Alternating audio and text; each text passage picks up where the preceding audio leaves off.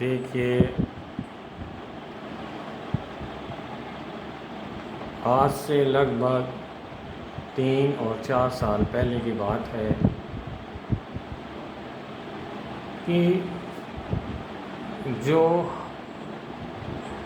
ब्रह्मांड का जो बीज है वो है सूर्य, और ये बात हमारे ऋग्वेद में लिखी गई है इस सूक्त में। और ये है हमारी माता पृथ्वी। इन दोनों के बीच की जो दूरी है वो 15 करोड़ किलोमीटर है। अब देखिए, मैंने अपनी एक पहले की पोस्ट में भी लिखा था उस वक्त कि जब भी आप इन्हीं दो पिंडों के बीच में संपर्क स्थापित करना चाहते हो तो फिजिक्स का ये सिद्धांत उसमें लागू होता है। उस वक्त जब मैंने पोस्ट की थी 23 मार्च 2018 को कि ये नासा ने जो सूर्य पर अभियान भेजा है वो एक ऐसी विनाश लीला लेकर आ सकता है और जिसकी हम कल्पना नहीं कर सकते। जब मैंने पोस्ट की थी तो साइंस के मेरे दोस्त मान लो, मेरे बड़े भाई मान लो, एक राधा किशन जी ने कहा था कि संजय, आपने इस पोस्ट में ये लिखा है कि ये नासा ग्लोब से विनाश हो जाएगा, ऐसा क्यों? तो मैंने नरेश भाई को कहा था कि नरेश भाई जी, हम विनाश लीला की ओर जा रहे हैं। और आज भाई साहब, नरेश भाई साहब, आप देखो, ये जो धरती है ना, हमने एक ऐसी संस्कृति को जन्म दिया है नासा ने कि आज प्लास्टिक में कंकाल है। देख, हमारे यहाँ तो जला रहे हैं, जब थोड़े बहुत कम मिलेंगे, लेकिन अमेरिका में ये ज़्यादा मिलेंगे क्योंकि वहाँ पर दफना रहे हैं। और मैंने यही कहा था उस पोस्ट में कि ये इस अभियान का दुष्परिणाम ये होगा कि कहीं हम हड़प्पा ना बन जाए। अब देखिए, इस विनाश का कारण है ये दर्पण। नासा ने एक अभियान भेजा है सूर्य पे और इन दोनों के बीच में स्थापित किया गया है ये दर्पण है, और वो देखो सोने के हैं।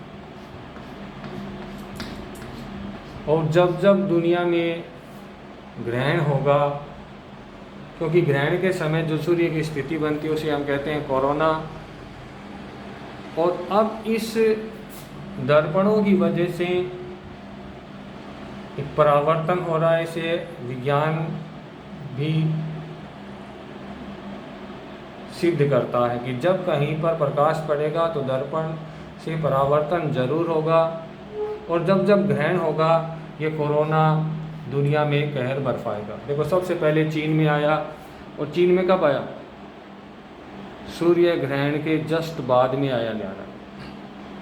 अब वुहाना लेब की बात है तो वुहाना लेब से कोरोना नहीं फैला, ये विश्व स्वास्थ्य संगठन भी कह चुका है। अब देखो, मैं आपको बता रहा हूँ,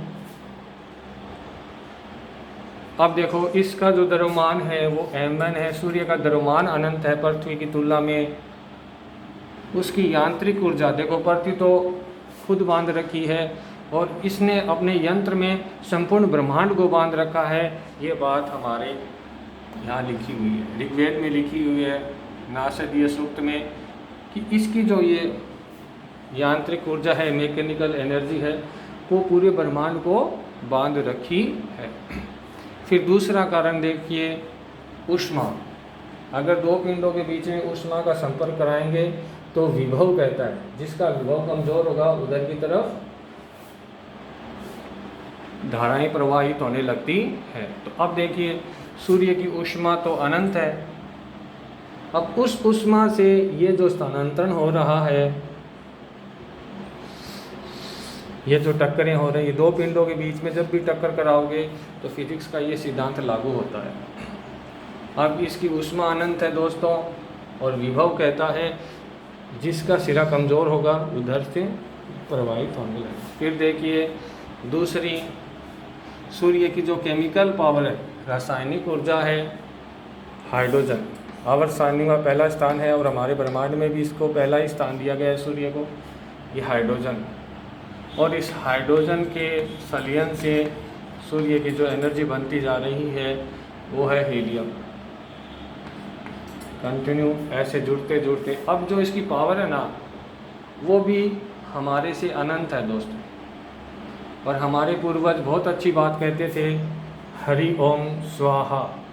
हरि माने होता है हाइड्रोजन, देखो ये हरि हाइड्रोजन बन गया और ये माता पर जो ऑक्सीजन है वो ओम बन गई, और इन दोनों के जलने से ही सब कुछ होता है, इसलिए कहते हैं हरि ओम स्वाहा। हरि माने हाइड्रोजन और ऑक्सीजन जल है बनता है। अब देखिए ये जो स्थिति है ना मैं आपको बताता हूँ, गुरुत्वीय ऊर्जा।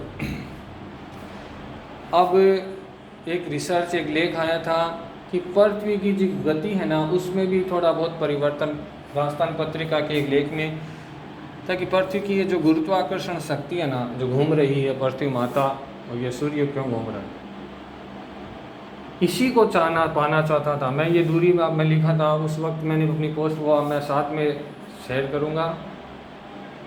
उसमें मैंने कहा था कि गुरुर जाने की चेष्टा की थी, भगवान सूर्य पर जल गया था और ये नासा भी जल जाएगा, क्योंकि अब देखो अंतिम है ब्रह्मांड का जो बीज है ना वो है सूर्य, और इस सूर्य पर ही ये इन्होंने अटैक किया था। और मैं आपको कह रहा हूँ ये कोरोना उसी का ही दुष्परिणाम है। जब तक ग्रहण होंगे ये प्रभाव बढ़ता जाएगा। अब देखो मैं आपको एक और विचित्र स्थिति बताता हूँ। माता का जो इसे मिलाने वाली, सूर्य से जो मिलाने वाली जो रेखा है ना ये, इसे कहते हैं भूमध्य रेखा। अब जो सूर्य का जो दुष्परिणाम है वो भूमध्य रेखा पर ज़्यादा है। जो भूमध्य रेखा पर जो देश स्थित हैं जैसे ब्राज़ील, केनिया, इक्वाडोरा, इन पर ये अटैक थोड़ा ज़्यादा। और जिसने भेजा है अमेरिका वो तो खुद मर रहा है देखो। और मैं कह रहा हूँ, आज कह रहा हूँ, अगर ये अभियान नहीं रोका गया तो उस वक्त तो संभावना की थी कि अगर इन्होंने ये अभियान भेजा है ये हड़प्पा हो जाएंगे। और अब आने वाली आपकी जो पीढ़ी कभी अध्ययन करेगी तो आपके यहाँ प्लास्टिक में कंगाल है। हड़प्पा सभ्यताओं में हमें कंगाल मिले हैं, सामूहिक कंगाल, जो हमें एकता की सूचक हो। लेकिन आप अब जो कंगाल मिल रहे हैं देखो 2 सालों में 2000 मार्च 12 मार्च 2018 की एक पोस्ट मैं आपके साथ शेयर कर रहा हूँ। उस वक्त राधा कृष्ण जी और नरेश भाई साहब ने कहा था कि क्या है, मैंने कहा था सर हम विनाश की ओर जा रहे हैं। अब मैं आपसे फिर से निवेदन करता हूँ मानवता से और फेसबुक से कि आप ये बात शेयर करें कि जो ये कोरोना है ना दोस्तों, ये इन्हीं जो एनर्जी है ना सूर्य की, देखो यांत्रिक ऊर्जा, उसकी ऊष्मा ऊर्जा, उसकी केमिकल ऊर्जा, उसकी गुरुत्वीय ऊर्जाएं, उसी का दुष्परिणाम है। देखो अनंत है ये, मैंने कहा था अनंत है, देखो ये इसकी पावर है दोस्तों।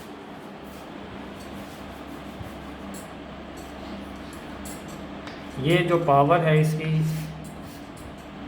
ये बांध रखा है ब्रह्मांड को।